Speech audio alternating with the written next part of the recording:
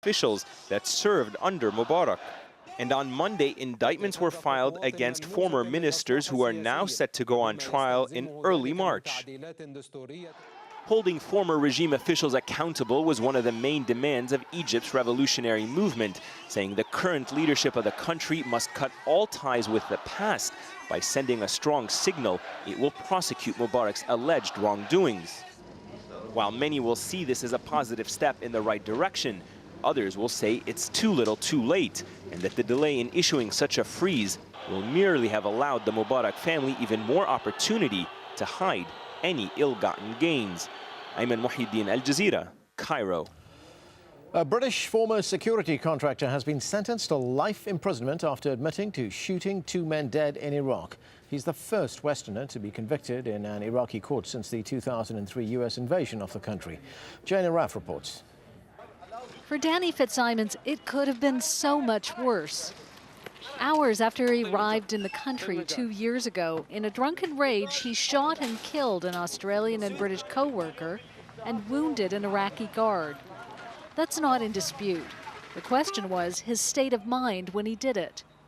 The verdict, not death by hanging, but life in prison. In Iraq, though, that means just 15 years, a far shorter sentence than he likely would have received in the West.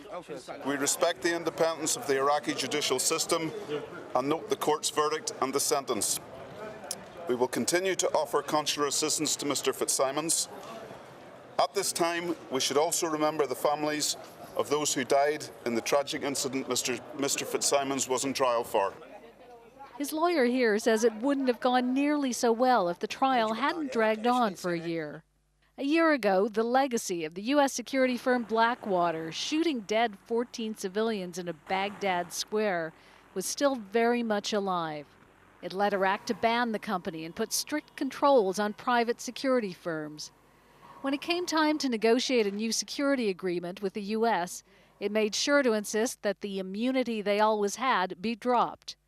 Post-traumatic stress disorder isn't widely understood here. Most of the country probably suffers from it.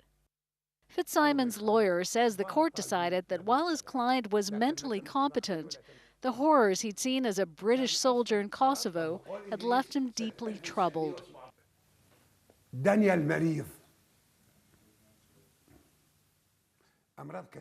is sick. He has lots of illnesses. If you read the medical report, the British medical report, and the reports from the medical committee, it says he has been exposed to very ugly scenes in Kosovo.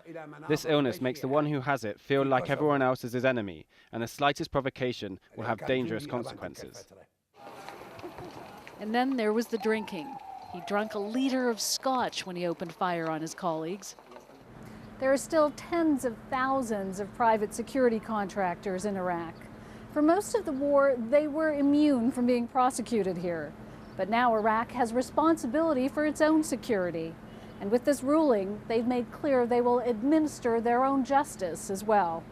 Jane Araf, AlJazeera, Baghdad. Still ahead on the program, we'll hear from the Spanish Prime Minister José Luis Rodríguez Zapatero. He tells Al Jazeera the Arab world needs economic help after the recent unrest.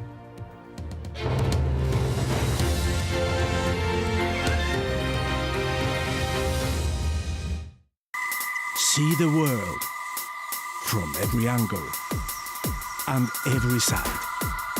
Al Jazeera.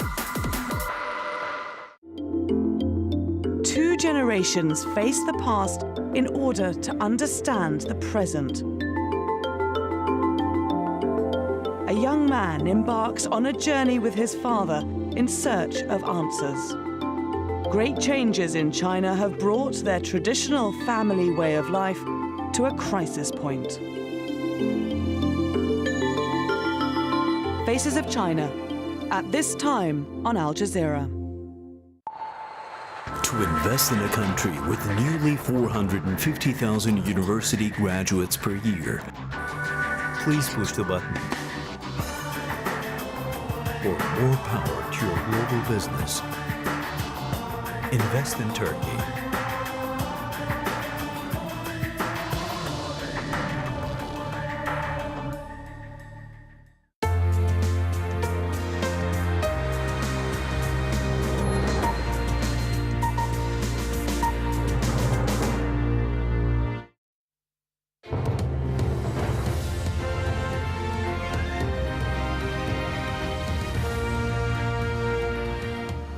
Welcome back. Here's a reminder of the top stories on Al Jazeera. The United Nations Secretary General Ban Ki-moon has met with U.S. President Barack Obama at the White House to discuss the ongoing crisis in Libya. The U.S. ambassador to the UN says sanctions should make members of Gaddafi's regime think about their actions.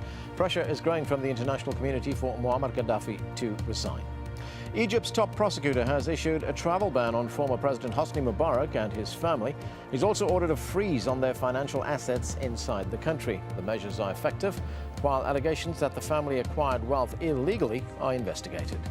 A heavy military presence is back on the streets of the Tunisian capital a day after the Prime Minister bowed out following a wave of deadly protests. 2 ministers have resigned from the caretaker government. Yemen's opposition has rejected a call to join a unity government. That's despite reports President Ali Abdullah Saleh is prepared to give the opposition ministerial posts. Hashem Ahalbara reports from Sana'a. Rehearsing for the big day, anti-government protesters outside Sana'a University. A huge rally is expected Tuesday, and for the first time, the opposition plans to join pro-democracy demonstrators in what they are calling a day of fury. This square just off the university campus has been the epicenter for demonstrations against the government. From there, organizers plan to march through the streets of the capital. Despite pledges by President Ali Abdullah Saleh to enact democratic reforms, these young people are saying that they have made up their mind, that they have crossed the point of no return, and that they will continue their fight to bring down the government and the political elite in Yemen. Please, please, please, please leave our country before it's coming too late. Please leave our country, leave our country. We don't need anymore. If you love us, please leave us. But Saleh isn't willing to leave. In this gathering with his ruling party, he made it clear that he won't let the street overthrow what he insists is a democratically elected government. In a thinly veiled warning aimed at stemming the rise of defections among loyalists, he told his party that if he should fall, they would be next.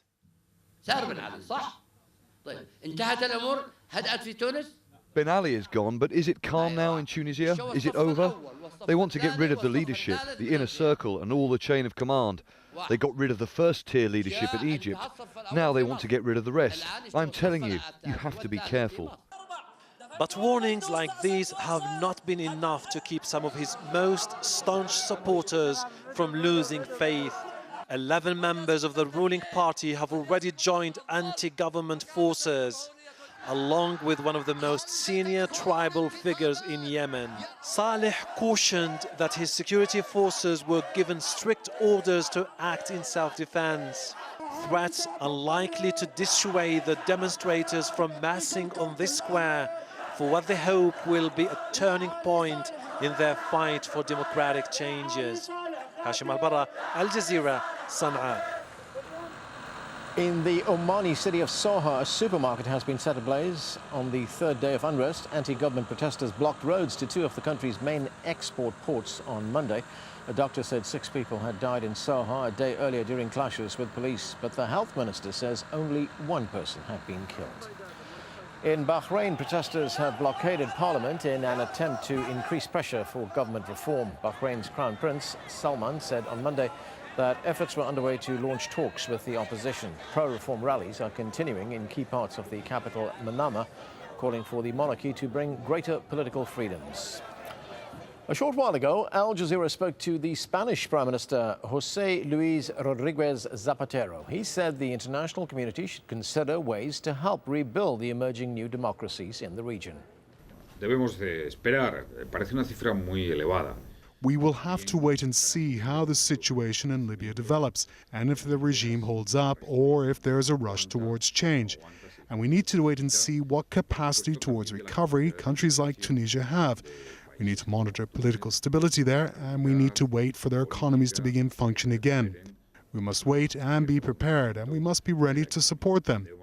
A few days ago, I was commenting that change in North Africa and across the Arab world should force the international community to begin an operation of financial support to develop a Marshall Plan. Well,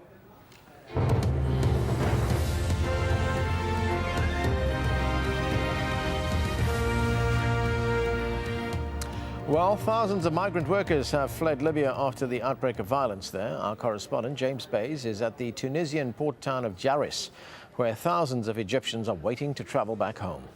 They are carrying all their belongings on their backs. These are Egyptians who made their way out of Libya. Many of them have been stuck in the border area for days. Finally, they're able to leave on this Egyptian naval vessel. This is the Shalatain, the first of 4 Egyptian Navy ships which will be coming here in the next few days. Egyptians also going out by air, but many are still stuck in the border area and they're pretty angry. We heard them chanting earlier on that they wanted help from their government and they weren't having enough help from their government in the last few days. The problem the Tunisian authorities face is that slowly people are leaving, but more seem to still be arriving from Libya. As we mentioned earlier, Libyan leader Muammar Gaddafi has spoken to US television, the network ABC, for more on what he said. Let's cross to Nick Clark in Washington. Nick? Yes, and the interview took place in Tripoli, of course, and during it, Gaddafi denied that there were protests taking place against him anywhere in Libya. He also said he could not and would not step down because he was not a president or king. The embattled leader also invited the United Nations to come to Libya and do a, quote, fact-finding mission. And when asked about cracking down on protesters, Gaddafi denied using any force against people. In fact, he said all the people of Libya are behind him. They love me, all my people with me. They love me all. But if they do love they will die to protect me, my people. No. If you say they... Well, meanwhile, concerns over the humanitarian situation inside Libya continued to grow. The chief humanitarian official said she was concerned by, quote, alarming reports of continued violence in the country and appealed to all parties to protect civilians. Speaking earlier at the UN headquarters in New York, Valerie Amos said up to 100,000 people have now fled Libya. Well, I spoke to Valerie Amos earlier and she told me her main priority right now is Western Libya, where many people have been unable to escape the violence. The major concerns are about Tripoli and the West, where access is extremely difficult because of the security situation, where, for example, you have many Egyptians who are wanting to come out and are not able to do so, but also migrant workers from sub-Saharan African countries who are also stuck in countries. So opening up access on the West is very, very important for us. We want to see the violence stop. There are reports that between 600 and 2,000 people have already been killed in Tripoli. We don't know the absolute accurate numbers because we haven't got people there who are able to do assessments and tell us what is going on. But we're seeing some horrific pictures of what is happening, and we really want to be able to go in to help people in their time of need. And what about those fleeing the country? What should be done for them, and what do you say to those countries, not only around Libya, but perhaps in Europe too, about opening their borders? Well, over 100,000 people have fled through border crossings into Egypt and into Tunisia. We have people, the UN agencies, the Red Crescent Society and others that are operating there and are supporting people. Egypt and Tunisia have made it clear they will keep their borders open, but European Union countries also need to do the same thing. And we've seen about 1,000 people flee into Niger. We think those numbers will go up too, so we hope the Nigerian authorities will also keep their borders open. These are people who desperately need our help. That's Valerie Amos. Well, countries around the world are pressing to find Muammar Gaddafi's financial assets and freeze them, but it is a complicated business. Let's go back to Europe with Felicity Barr. Very complicated. Thanks, Nick. Yes, it's known that cash from Libya has been invested by the tens of millions, but finding out what belongs in name at least to the family of Muammar Gaddafi is a tough prospect. Anna Fisher has been on the trail of the Libyan leader's fortune and the step